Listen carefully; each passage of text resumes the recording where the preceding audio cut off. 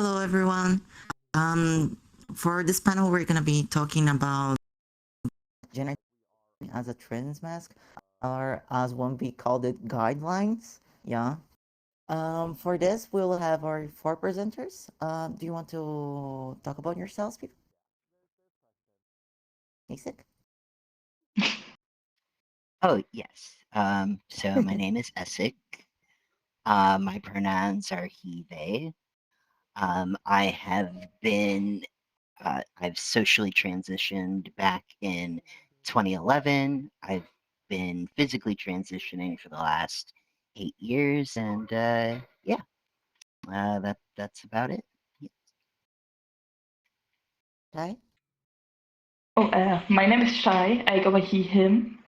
I've been socially transitioning since around 3 to 4 years ago.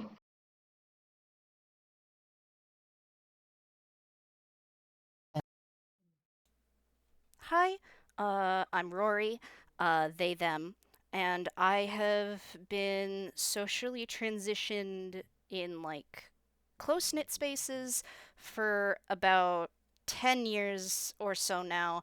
I've been socially out in like actual community, like IRL community spaces for about 6 or 7, I think. Well, that's great. I use he, him, and I've been socially transitioning for about 3 years now. And I've done my legal transition and starting my medical transition lately. But that's mostly for the presenters. We are glad to be able to show this here this time because this panel has actually been in process of being done for a while now. And it's like a passion project of mine now. So I'm very happy with that. Wait, I have actually forgotten how to move the slides, right? Move the slides. Bum, bum, bum. Oh yeah, that, yeah. I actually forgot to show this. Well, what does it mean to be transmasculine? That's sometimes the question that we will have. Being transmasculine is not surely just about. Sorry, it's my dog. Being transmasculine is not surely just about being non-binary, gender fluid, and a range of other things. It usually comes down to you are assigned female at birth, or at least raised as a female in case of the intersex part, or anything around that, and then you go to a non-feminine identity, or at least not fully feminine identity, for example, as by gender peeps and that kind of stuff. There's a lot of ways in which dysphoria and euphoria can show, which are the main signs that you have that you are trans. Specifically, it could be like things about your body, things about how you're socially treated, or about your pronouns, they don't feel right. It can even be your name, clothing, or even the sound of your voice sounds wrong, right? But sometimes people don't have any of those, and that's okay. As long as they think like the new gender fits better, that's okay. You can be transmasc too. Basically, uh, then there's the slide about the presenters, which we ended up saying before. We have a little disclaimer before of everything, which is that everything here is not actually officially endorsed by Trans Academy, and this is only educational. We are not doctors or anything else. This is mostly based on personal experiences and things that we had around us or things that doctors told us and that we ended up knowing, right? So this is not the Then official statement of what you yeah, should do from the Trans Academy. This is not an official Trans Academy statement. This is just us speaking as transmasc individuals talking about experiences. Thank you. yeah, that's so great, Rory. That's why you're broadcasting lead. Um, so like there's several types of transition that we can talk about, which are actually social, medical, and legal transitioning. For social transitioning is like changing our names. For example, my new name is Lucian, or changing the pronouns he, him. For me, of course, your pronouns can also be other things, and voice training, or even coming out and biting. Those are the steps of social transitioning, which are usually things like you don't alter your body, you're altering things that have to do with the perception of you around. But you should always like consider your safety on that at least, because there's many people that don't live in safe houses or even safe countries. And sometimes doing those steps can be harmful to people that are actually in transphobic places. For medical transitioning, those are things that will change your body, such as hormone surgeries or other procedures, or even birth control, at least, for changing bodily processes. And this has a lot of financial problems, like there's some places in which this care will not be covered by law, by insurance and that kind of thing, and that might be expensive. So you have to think about that. Or even about legal transitioning, which is about making sure the government sees you right by the name that you are and allows you to actually present yourself by law with a name and gender generally. And sadly, that's not available in a lot of places. That's with you then, Rory, to talk about social transitioning. So, with social transitioning, there's a lot of different components, but the first one that we usually go for in whether you're transmasc or transfemme is your name and your pronouns. Um, and as we all know, your pronouns do not dictate your gender, so you can use whatever pronouns you want and still be transmasc. Um, and you can I use one set of pronouns. I use they them. Others on this stage use he, him, or they, he. You can use whatever pronouns you want, just like you can with any other type of transition. There might be a little bit more there might be a little bit of blowback, but if people respect you, then they will respect your pronouns no matter what pronouns you choose for your transmascness. There's a lot of different ways that you can find your names. Um, if you're a writer, you have probably been to the baby name website. That is definitely one of the places that I think of first. There's pronoun closet sites. You can get people to try with you. I came to my name because I had actually created a character with that name. I was like, this name feels nice. And then I went, wait, why does this name feel nice? Oh, that's why the name feels Oh my god, nice. And now it's mine. that was exactly my case. Oh my god. So, I know that a good way that people like to do it is to at least before COVID, it was go out to a coffee shop and order a drink under your name and test it out that way was a good way that people liked to do it. I don't know if people still do that post COVID, but that was definitely one of the main ways to do it. No, I can confirm I still did it. With fashion, you can wear whatever you want. Because clothes are not gendered. This is something that if you are a new trans mask, it will probably make you feel uncomfortable to think about wearing feminine clothing. Um, it definitely made me feel uncomfortable for like 7 years. Um, but you can wear dresses, you can wear skirts and still be transmasc. Clothes don't mean anything other than stuff to protect you from the environment and stuff to make you feel good. So you can switch to masculine clothing. You can keep wearing dresses. You can cut your hair short. You can grow your hair long. You can do whatever you want with your appearance. Like, you don't have to be in a box, is the thing. Where are good places to get clothes to try out new things? I always speak this, I've said this in the questions and answers channel in the Discord actually. Thrift stores. Your local thrift stores are going to have so many different options for you to try different types of if you want to try masculine clothing like button ups and stuff, you can find them there.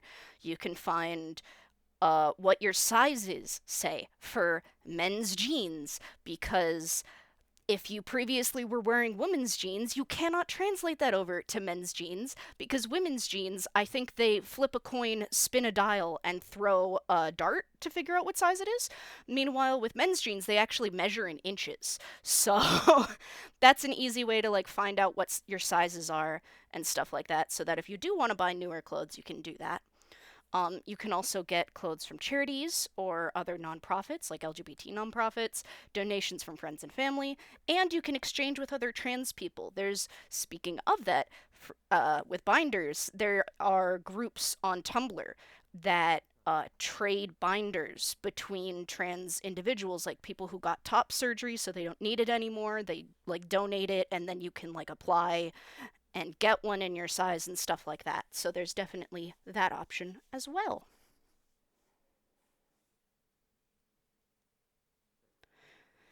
With voice training, you can do it. You can do. I am doy. You can do it if you want to. It is just as possible to train a masculine sounding voice as it is a feminine sounding voice, as you might have seen from discussions earlier from the voice team at the earlier panel. Um, uh, so you can do voice training if you want to. You can use voice modulators online if you don't feel comfortable with that yet. And if you're going to take specific types of HRT, that will also affect your voice as well. Um, but if you're going to do voice training, always exercise proper care because, as Savvy says every week, drink water 10 minutes before you start practicing, make sure to keep yourself hydrated, and all of that. And we do have options here at the Academy. We have the voice modulation class with Professor Savvy every Sunday, and we have weekly, sort of more office hoursy type classes with Jessa. They are traditionally more focused on masc and fem, but if you do ask for assistance with androgenization, that can also be done as well. It just usually is a bit more nuanced than masc or fem to get exactly what you want because it's such a bigger, well, it's such a broad term. As far as coming out, make sure you're safe when doing it. I did not come out at work for 4 years. For the first 4 years that I was working there, I did not come out until I saw how other people were reacted to. And then I felt that it was safe to do so, and that's what I did. Um, you can come out at school or university if you feel safe doing that. It's usually a bit easier at a university when you're like going to a new place, but always you have to take in mind what sort of area of whatever country you are in and how safe that is there. Coming out to friends is always a good place to start. Um, but make sure that they know like to be safe when like make sure to be clear about if you want to be referred to with your new pronouns like out in public or if you're still working that out just so everyone's on the same page. Online again is also easy because you can change your pronouns like above your head or like above your head in here or your Discord or whatever that is. And so that's a lot easier as well. And then family. I would like to just say one thing real quick. You do not owe coming out to your family. If you want to come out to your family, make sure that it is a safe way to do so and all that, but you don't owe it to family. So if you feel it is not safe to do so, you don't feel guilty for not coming out. Yeah, that's actually a great point, Rory. You, as you had said, a lot of us probably came out to friends before family because of that kind of stuff. Um, then we go have for binding. So basic. Yes. So I will say this. Can y'all can hear me, right? Just making sure.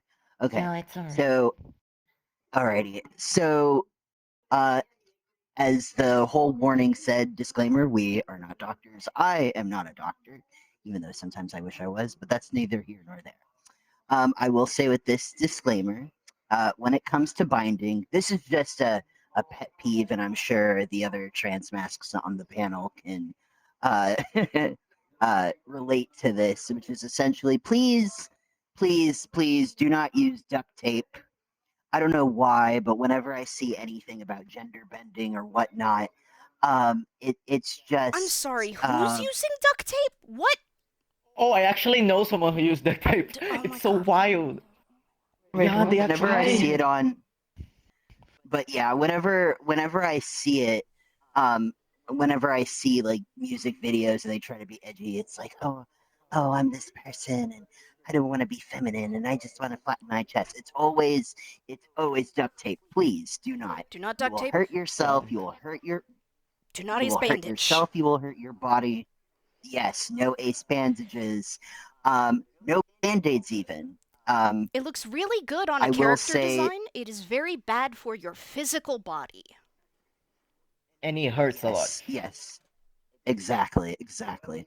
Um, so, but yeah, with all that out of the way, I just thought that was important to point out because it's like a bad trope where and it's like no, we don't want to see anybody hurt with that or anything like that. So anyway, and kind of segueing to the same thing, um, I guess like this was a joke more of like a couple of years earlier, but a lot of people would buy binders off of Amazon by companies that would try to frame them as cosplay binders. I would stay away from that personally because again, um, if you do bind and you buy a binder, typically I would suggest a reputable company. There's tons. I mean, you literally can, go into a chat or ask, your trans mass friends what brands they prefer. But typically, when you do find them online, you'll say like uh, gyno, like a male gynomastasia top, and that's what you can wear, and that's what you can make sure that this garment that you're putting on your body to smooth out your chest isn't going to break your ribs in the process. Hooray! um, Personally, my first binder was some underworks because I'm 1,000 years old. um, but also as well when it comes to proper binder safety, another thing I do want to point out is if you're wearing your binder, wear it only when you're going out, like, out running errands, or basically don't sleep in it. Don't try and exercise in it because, again, you could hurt yourself. It's just as bad, even if you do have the quote unquote proper binder, you're still hurting yourself in the process by doing something you're not supposed to. And don't sleep in your binder. I know I'm repeating myself, but that's only because I've heard stories and also not for nothing, but I see it all the time from a lot less inexperienced trans mass. They try to sleep in their binders, and it's just bad all around. You don't want to hurt yourself with that at all. But what else would I say? Yeah, the maximum I would say also is like if you are going to wear a binder, try like it says 8 hours on the slide. I would say maybe like 8 to 5 hours is like recommended per day if you're like even like super duper um uh dysphoric with your chest. Um yeah.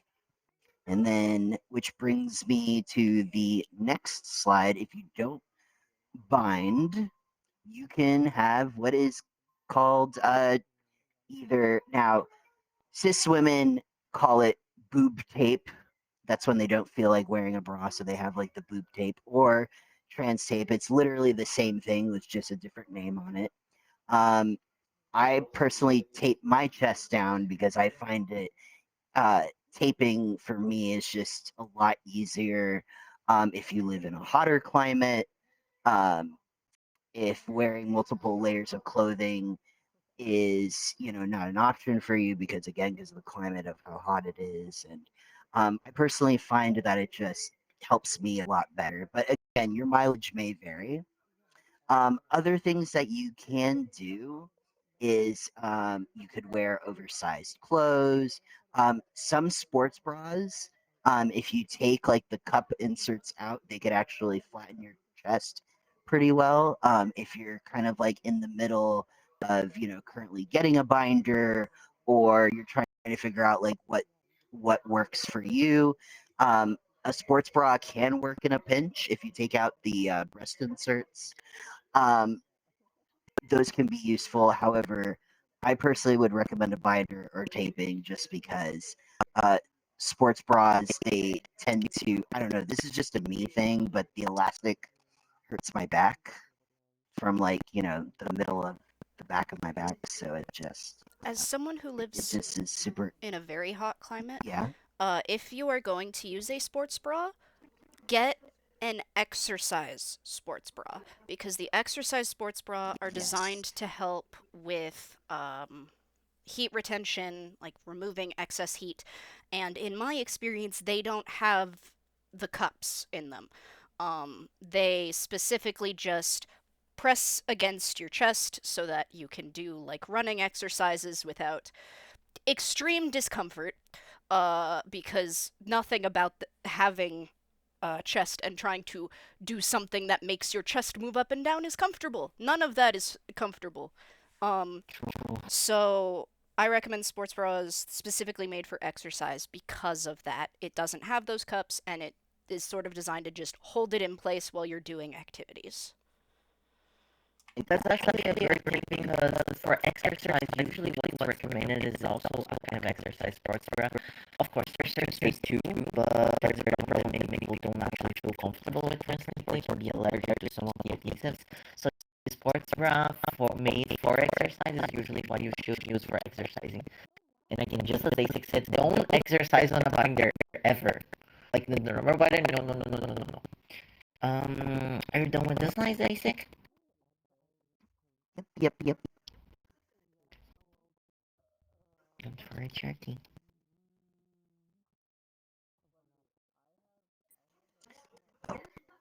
So for HRT, um, there's different options. So the effects of testosterone literally could be like your voice deepening. Obviously, it stops your menses. There is also like facial hair that happens. Um, and also something that I didn't think that would happen, but happened anyway, was that your fat and muscle distribution actually changes. So um, I honestly thought that I would not have broad shoulders or that all of my, I guess you could say, all my fat would move to my midsection. I don't have a pot belly. You have a pot belly from uh, being an old man. Anyway, I digress. So, personally, for me, when it comes to HRT, I do injections. However, you don't have to do injections. You literally can do like androgel or patches. Essentially, like there's ways to give yourself hormones without um, having to do injections or anything like that if you're afraid of needles. And fun fact, they also are starting now with testosterone pills. Granted, I'm not gonna lie, they're like horse pills. They're huge. They're like the size of like a gummy you would eat. But there are now testosterone pills, which for a long time there wasn't.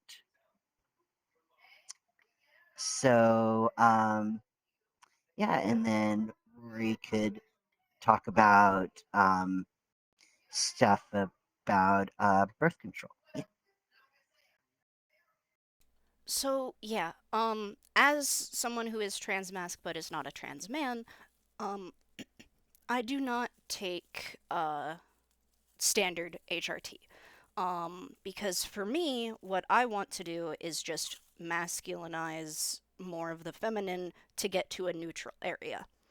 Um, so for me, my big thing is I take daily birth control.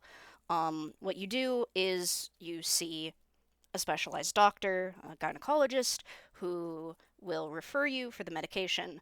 And then I take mine daily with no placebo so that I don't experience any of those previous effects that were not only painful but severely dysphoric and did not help with the mood swings and then the dysphoria. It just was not a good time.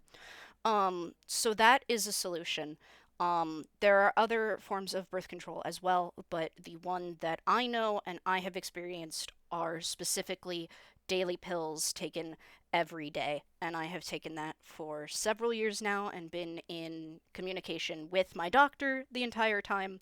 I have blood tests to make sure that everything is working out. So you do still have to like take the blood tests and stuff so that people can make sure that you're doing everything correctly and you're not hurting your body.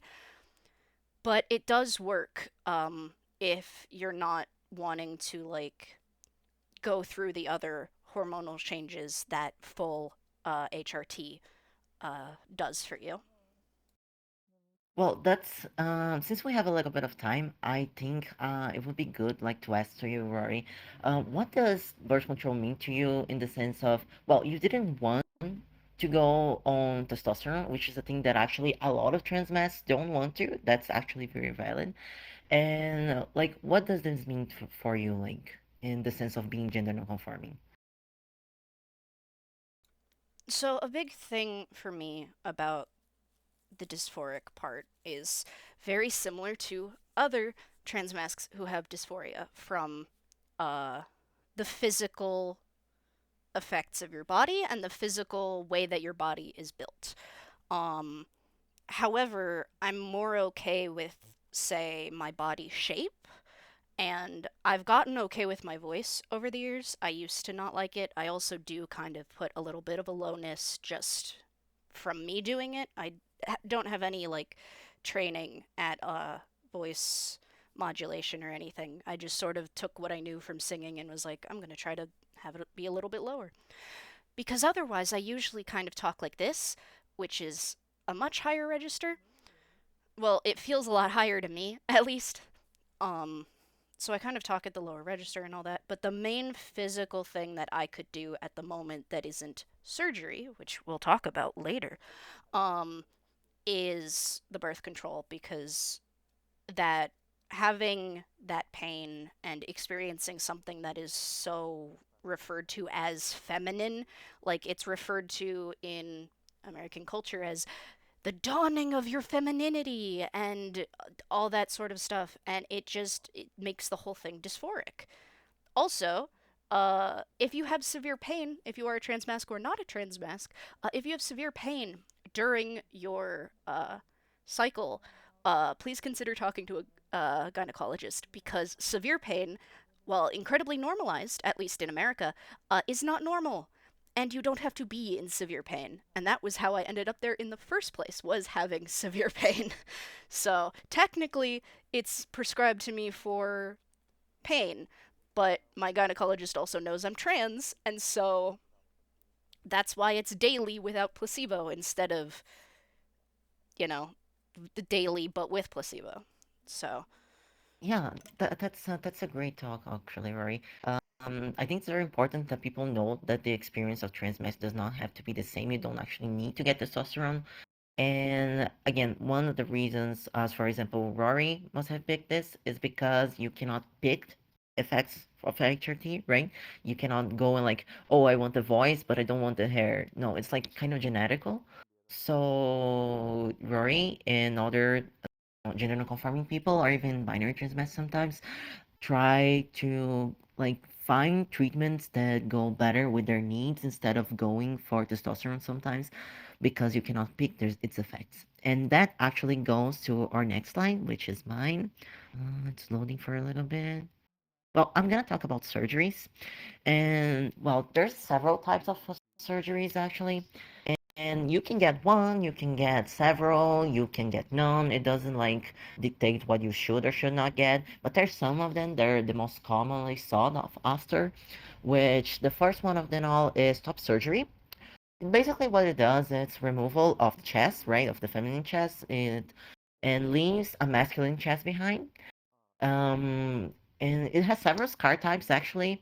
I was going to get some images of those, but I could not find any unlicensed ones. But basically, the most common one is where you get two scars below the pecs, and that's the easiest one to hide because it follows the muscle curvature, right? So when it does that, it's easier to hide, but there's also others, for example, perioreolar, which is one where this scar goes over the areola, and that is one type that is only able to be done when you have a smaller chest, so it's rarer for people to do it. Actually, that's the type that I'm scheduled to do next month because I'm already on the process of searching for top surgery and I schedule it and all. The recovery time can also be big, and that might be a problem to a lot of people that have like, well, they work for a salary every single day, that kind of thing. So they might have a problem with medical leave, paid medical leave. So you should consider that. Although, well, depending on country, you might have things assured to you that you will receive your pay or not. This also brings to the question that people might have difficulty on accessing all of these surgeries because, as I actually wrote here, most of them are expensive and some more expensive than others. In general, you want to try to look if insurance can pay it for you, or if your government has any plans, any kind of insurance plans or public healthcare that grants to you this kind of thing, even if the lines are big, because the price is just not affordable to most people. Another option for, especially for gender non-conforming people, is actually breast reduction, which instead of doing the whole removal of the breast, you actually reduce it. And this is actually a surgery that is also done with cis women we have that have a lot of chest and makes their back hurt. So you could also, if you have a large chest and your back hurts from that, you could get it covered by surgery through that. And well, it can help some people to feel like they're more androgynous. And there's other surgeries such as bottom surgery. There's basically two main methods, which are methodoplasty and neophalloplasty. The problem with it is that it's even more expensive. Like, if there's not insurance, most people won't be able to afford it. That's why I say insurance is a very big thing if your country does not have a public health system. Also, there's gender nullification, which is basically a gender non-conforming option, which removes the genitals, and it's not the same as castration. That's very specific. That's very important to say, but it's not available in most countries, right? There's other surgeries, for example, the part where you take out the uterus, which is hysterectomy. It would stop your menses permanently, but you will have to keep taking HRT indefinitely, either feminine HRT or masculine HRT to repose. There's many others such as face masculinization surgery, adenzeptal augmentation, and you have to understand all of these are optional. You only get them if you want them. Although, of course, many people might actually want them and have difficulty with them. There's also wait, that's my dog. Okay, there's also other procedures that are not surgical, such as, for example, imagine you did your HRT and you got a shallow beard. So you could take a medicine that is prescribed from your doctor to have more hair growth in your face or in general to your body, and thus you have a better beard. You should take care though to see what the effects of those are, because some people might not know that if you take minoxidil, for example, in your face, that might be harmful to pets. And even so, if you start balding, there's many procedures that were originally made for cis men to be able to get their hair back, or at least a part of their hair back, since that's actually a really big thing between cis men to actually go against balding. Actually, if you want to get HRT but you don't want birth, there is also another option, which is actually removing your hair. The same as at trans femmes, you do not actually need to be trans femme to remove your hair. You can be any other gender and actually do that too. Which you have laser hair, which will thin and lessen the hair on the long run, or electrolysis, which will do full hair removal. And there's also another procedure called facial harmonization, which will contour the face, but it kind of needs replacement eventually. Even if you don't actually go to a doctor for kinds of procedures or you can afford it, there's something that you can do at home or with a chin, which are masculinization exercises that they help with the muscle distribution and they reframe your body proportions to be closer to something you like. It's always better to actually do it with a professional, but there's some exercises such as calisthenics that can be done at home with less risk. Although, yes, you should always take care while doing that. And again, overall, follow your doctor's advice. And if anything is showing like wrong, like if you feel like something is wrong, go talk to your doctor about any of those. Then we would have Chai talking about now about legal transition. Yes. For the legal transitions, as we probably all know, in some countries it is not allowed. And there are mostly two ways to go about it if it's allowed in your country. There's out of court way and the way through the justice system. In some countries, you can even have instead of male or female, you can have a diverse gender marker. But this one might actually cause you a lot of trouble because some countries may not allow you entry if you have it on your passport or ID. You may have issues with your government or company issues, system issues, I mean. And maybe even some healthcare professionals might reject you for it. I actually started my legal transitioning in the beginning of this year, and I went through the out of court way, as at the end of last November, the law in my country actually changed and made it more accessible. So instead of having to go through the courts like my roommate did 2 years ago, I just had to go to the website of my city and I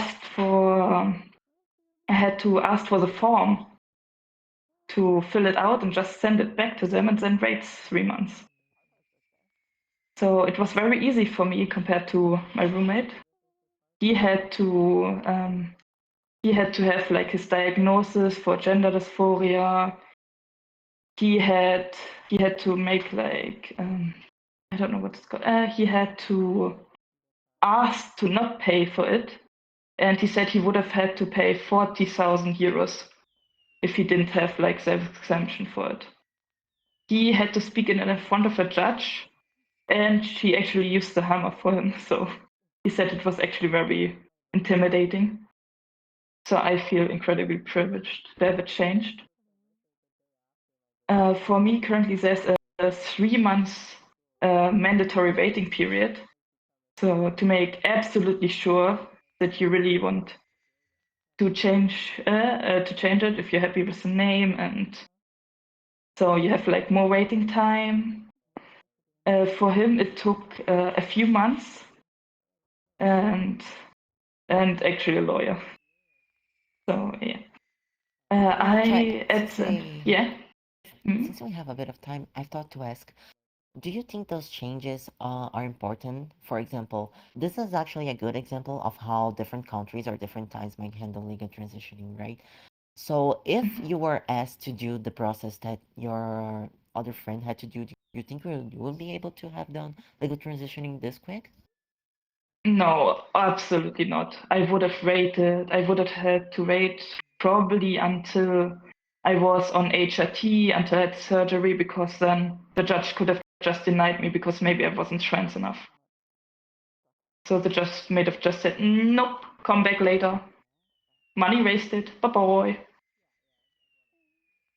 And with the current system, I paid, I think it was 45 euros with my bank card because they didn't take cash. And it was actually super easy. They were super friendly.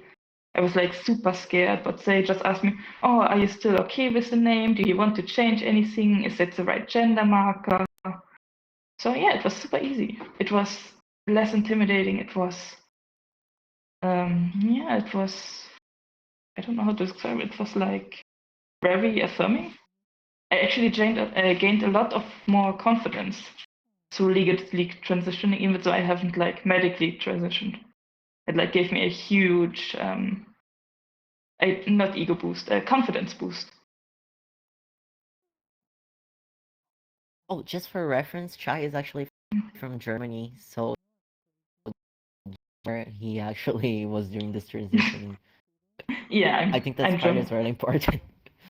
Oh yeah. Yeah. So if you're from Germany, you'd have like questions about it. You can ask me later. I will still be here a little bit after the panel. Yes, indeed. If you have questions about Brazil too, I can try to give it a hand. Actually, reaching out for community is a big part of it because many times this information won't be on the internet, or maybe it even is, but it's not detailed enough, right? So sometimes talking with someone from your country or from your state, province, or territory can be the best way to actually know what is happening in terms of legal transition, right? Yeah, that's actually Uh, how I found my therapist that I'm going to later today for a talking thing because my also, roommate recommended him. Mhm. I actually couldn't find that therapist online. If my friend hadn't recommended it, I wouldn't have found it. Have found the therapist. So yeah, recommendation of the community are very, very important, especially of the local community in your area, in your city. These are incredibly important. indeed. Well, it seems that we actually finished the panel a little bit early, right? We will have the questions, but we originally planned this to be a forum, but I think we have a little bit of time. Do you all have anything else you wanted to say? Oh yeah, I had something to say about the binder thing earlier. Oh, please do tell. My first binder was actually an Amazon binder, and I actually didn't take my measurements before buying a binder, so Oh that was my god, also a that's the big. biggest scene. Yeah. I was like, oh no, I don't need it. I can just eyeball it. And then when it arrived, it was like way too tiny. It made me really cry. So the second binder I bought was actually from Poland, from a more affordable company, whose name I don't remember right now. But yeah, it was like a huge like slap of reality that it's not so easy. And please take your measurements before you buy a binder. That is really, really important. If we're talking our binder Yeah, stories, oh god. Okay, so like I said, yeah, do say. I came out like 10 years ago to my friend, and he and I both were like just out of high school. We had well, we had some idea what we were doing, but also like was said there wasn't as much online as there is now for transmasks. Uh, and so he gifted me one of his binders that he had bought, which I appreciated severely. However, it was one of those like $2, no stretch, Amazon or possibly even Wish, I genuinely don't remember, binders that had the eye hooks on the side and no give to it. And while I lucked out and did not get hurt, my friend legitimately sustained rib damage from that binder. And it was actually a bit of concern for him on if he would be able to get top surgery afterwards because of the rib damage. So that is a real life example of why you bind safely. I think my next binder was like a G2B, which was fine. Um, it was fine. I've gotten to the point where I'm kind of over it and I just don't care enough to go through the effort because it's too hot all the time. So I just wear sports bras and baggy clothes now. Um, I do also know that there's a company called Shapeworks that I got a pattern. They actually sell patterns for you to and send you like the fabric for you to make your own binder. They have you measure yourself and they make the pattern specifically for your measurements. And then they send you like the stretchy fabric that goes over the top of your chest, and then you can like pick a pattern or pick a different type of fabric that you want. I've heard very good things about them. I haven't made their binder pattern that they sent me yet, but I did get the pattern and it was very well done. Um but yeah, please bind safely because genuinely you will cause physical harm to your body, and I get it. I get the dysphoria, trust me. At a certain point, you will just get past it and be like, I prefer being able to breathe, and you will find a solution that works for you. But do not hurt yourself before then, before you get to the point of I'm fine with whatever allows me to be alive. So please be careful with yourself. The human body is extremely strong.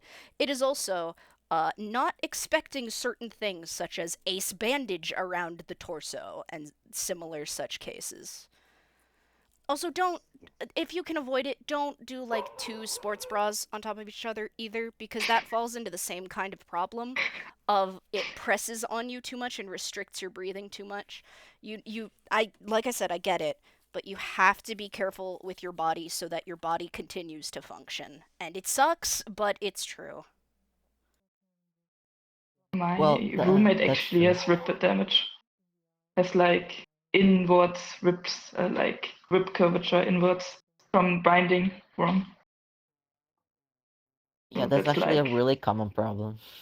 like people bind too much and then they get rib damage. Some of the things that you can possibly get are rib damage, curved ribs, inwards, piercing of the lungs. Yeah. You can also pass out, and you can pass out and hit your head, which is not good. I didn't pass out because it hit my head because of binding. It was about another thing, but it already hit my head, and it was one of the worst experiences of my life. So I don't recommend it. So you have to really take care on that front. About like the pattern thing, I personally wouldn't say for like baby transmasc to actually do the pattern because I have doing before it. I would recommend Oh more yeah, no. experienced people are doing. Yeah, It's definitely not a first thing. It's just since we were mentioning like different types of binders over time, I was like yeah, yeah. this is a later option for when you want to customize when you figure out how to bind safely. Listen, the binders aren't going to be pretty. Okay, when you're first starting out, they're not going to be pretty. They're not going to be too fancy. Sometimes they might have a Mm-hmm. color scheme. Whoa. Like the ones I got from G2B were like flag tie dye, and it was like, wow, this is amazing. There's some color on my binder. Wow. And that's about what you're gonna get at first, but it doesn't need to be gorgeous. It doesn't need to be beautiful. It needs to be functional. Please, please. I will literally never shut up about safely binding and things being functional. Please, I have seen the damage it causes. Actually, about the colors of the binders, what is usually recommended, I would say, is to have a binder closer to your skin color in case you are wearing shirt there's, for example, white and a little bit transparent over it. It can be easier to disguise if that's something you want. But please, Rory, do not shut up. I love when you do that. You should not shut up because it's a real, real, real true issue that I also have seen a lot of times. ASIC, do you also have something to say? Um, Aside from my whole advice from earlier about using safe binding and such, I did want to touch a little bit more on the hormone and birth control bit. Again, like we're not doctors or anything. Another thing that could another myth that I feel like that needs busting, specifically the trans mass community, because I've heard this from cis people. So testosterone is not birth control. Um, Make sure that if you are on testosterone or want to take testosterone and you're in, I guess you could say, in the in between of, getting surgery to remove your working parts, just speak to your doctor about birth control that does not rely on hormones and that Yeah. won't interact with the testosterone. So I just felt the need to say that because I feel like that's also a myth that a lot of cis people like to uh, place on trans masks and say, "Oh, well, you're on testosterone, so you can't get pregnant." And fun fact, I actually Yeah. follow a he calls himself a seahorse dad, um, Caden Coleman, and he actually got pregnant with his first daughter when he was getting top surgery because they say, oh, when you're getting surgery, you need to stop hormones for, I think it's like 2 weeks or something. But he just decided to stop taking his hormones, and that's what led to the birth of his first daughter. So I just felt the need to put that out there. But yeah, just a common myth. So yeah. Yeah, going a bit on that side, actually, there's some people whose menses do not stop during testosterone. It's rarer, but that happens. And in that case, you could get birth control with it together because there's some types of birth control that do not have any interaction with it. For example, there was a time in which I was on progestin-based birth control together with it to stop menses, but I stopped after because progestin does not really affect testosterone and that kind of thing. So you should not be thinking like, oh no, my menses did not stop. What do I do? There's other options. that might be of that might work for you, right? Um, as to about the thing that ASIC was saying, if you want to have children, you can of course get out of the testosterone. And actually, if you will have children or you're planning, you will end up having to get out of this testosterone because you cannot keep taking testosterone while you're pregnant. And that's actually something people should know because some people actually don't go to doctors because of lack of access or something. Yeah, lack of healthcare access is a real big problem in our world. But yeah, that's mostly it for this part. Does anyone else have anything? Uh, yeah, my friend actually told me that if you remove all of your inner reproductive organs, you have to take hormones for the rest of your life. So you can't Oh yeah, ever that's true. stop. If you have a kind of bottom surgery or even hysterectomy that takes out your gonads that make the hormones, you actually need to keep doing the birth control. But you also there is a kind of bottom surgery or gender annulment surgery in which you take out the whole thing, but you do not take out the parts that produce the hormone. So you could theoretically stop taking HRT, but you would have a feminine profile of hormones in that case because there is no way to like there's some people actually that believe that once you start hormones after a while you can stop doing it because your body will adapt. That's not true. You will have to keep doing hormones for the end of your life or you will come back to the old hormonal profile you had. If no one has anything else, actually, we finished the panel a bit early. Do you think we should take questions from the audience instead of doing the forums? The form is definitely recommended because then we can get to people uh, as we have the time and we can take a look at the questions. So the scan for the form is behind us. We will probably also post it in the Discord at some point. I did have one more thing, actually. Um, and that was part of the reason that I am on this panel is because of someone who was on the panel before me, Crimson. Yes, I know you're watching. Um, but a very important Yeah. thing to Wait, is remember Crimson here? somewhere watching. I know Mhm. this. I saw Yeah, the message. I see them. I saw the Oh, they are messages in jump. the Discord. Yay, Uh, Crimson. but an important thing to remember is that I needed a reminder for is that transmasc and transman do not mean the same thing. It is squares and rectangles. That is why I am here. I am not a trans man, but I am transmasc. And so I go through the transmasc like stuff about do I take tea, do I do this, do I do this? Um and so just basically a reminder that you can and are, but more importantly, for how you might be feeling, you can identify as transmasc without having being a guy be your end goal, just like you can identify as transfemme without having a woman be your end goal. Like, you still, for lack of a better phrasing, you still count. like, which is something that You're valid. it genuinely, like, I'm 29. It genuinely took me a while to feel comfortable identifying as transmasc because I didn't want to be a man. I definitely don't want to be a woman, but I didn't want to be a man. And it took me a long time to feel comfortable. In fact, I actually had to ask my friend a couple times, who is a trans man, if I was allowed to use the term. Can you tell I grew up on queer Tumblr? Don't grow up on queer Tumblr. Um, there was some there Too was late for some some. there was some long-term damage. It was good to have a queer space online when I was growing up, but there is some lasting damage that queer community did to the people who grew up in it. But like, you are allowed to use the term. Like, you can be transmasc and not be a trans man.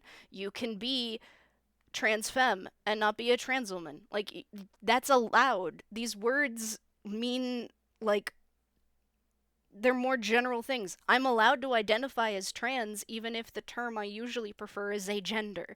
You know what I mean?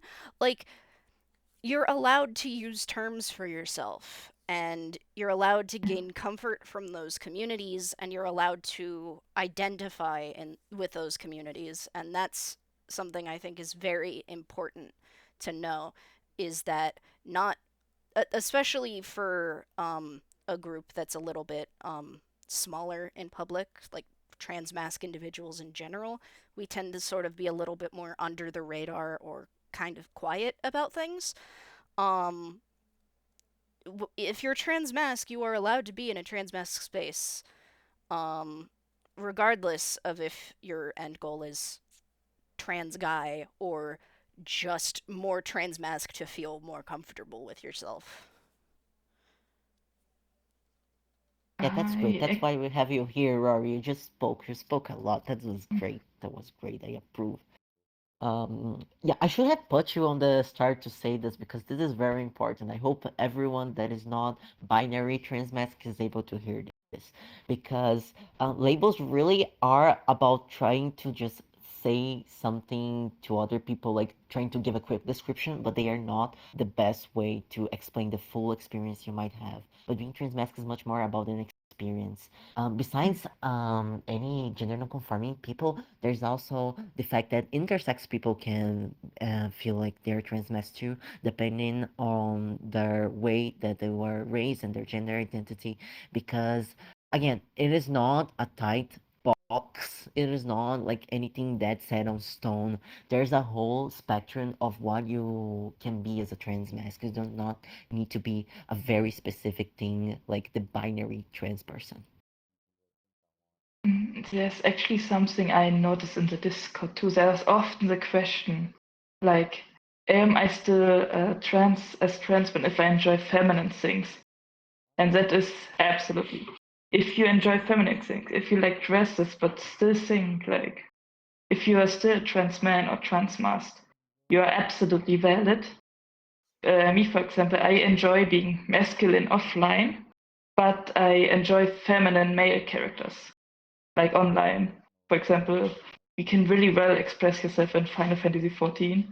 That is one of my absolutely favorite games. No plug. I really get that. I enjoy dressing my characters up feminine, but they're still men, and even trans femme people that like being a little bit more masculine dressing, they are also absolutely valid. Your clothes don't define you, don't define your gender. Just wear whatever makes you happy. Like, along with that, Definitely like, on I that like part. to sometimes explain myself as like especially with avatars online because that's easier, but I like to sort of display myself as, the way I sort of phrase it for ease is girl but in a boy way. Like, Oh my god. that's how I describe it. Is like, yeah, I like the quote unquote No, girly that's so things. I like cool. dresses, I like skirts, I like skirt go spinny. Listen, girls, I'm with you. Skirt go spinny. I agree. I agree wholeheartedly.